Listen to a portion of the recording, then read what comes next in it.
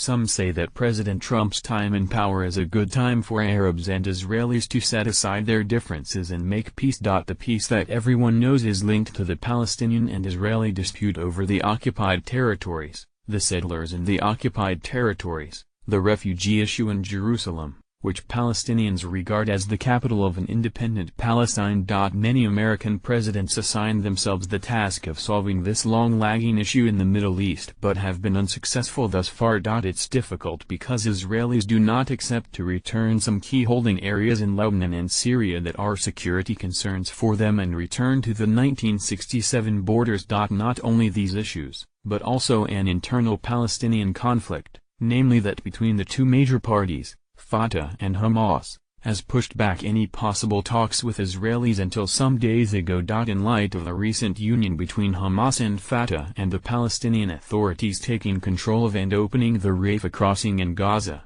the chance of the peace negotiations with Israel has increased. Israelis are also showing an interest in working with the regional Arab powers on security matters and in unifying frontiers against Iranian influence or aggression in the region. These days, foreign media is reporting many approaches that are proposed officially to Saudi Arabia and United Arab Emirates, but none of the Arab officials have reacted officially to the Israeli proposals. The reason is simple and direct: as long as the Palestinian issue is not settled, none of the Arab countries want to enter an open and public conversation with Israel. The most famous proposal of late King Abdullah, which was called Arab Peace Initiatives, has been proposed to Israelis leaders several times.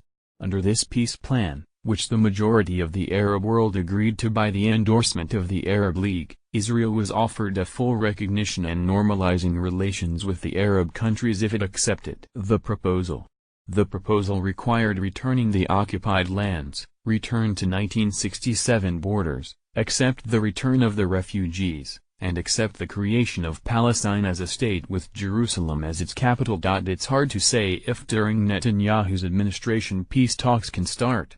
But seeing as President Trump has appointed a special envoy for the peace talks, his son-in-law Jared Kushner, and Kushner shuttling efforts back and forth between Riyadh and Tel Aviv are all very promising signs, especially with the peace granted between Fatah and Hamas. But Prime Minister Netanyahu would be naive if he thinks he can ride on Arab disputes with the Iranians at the current time to normalize his ties with Arab leaders without solving the Palestinian issue. The bottom line is that no matter how much the Arab world hates the Iranian regime's regional policy, it understands that the dispute with Iran is a matter of government and the regime and is tactical.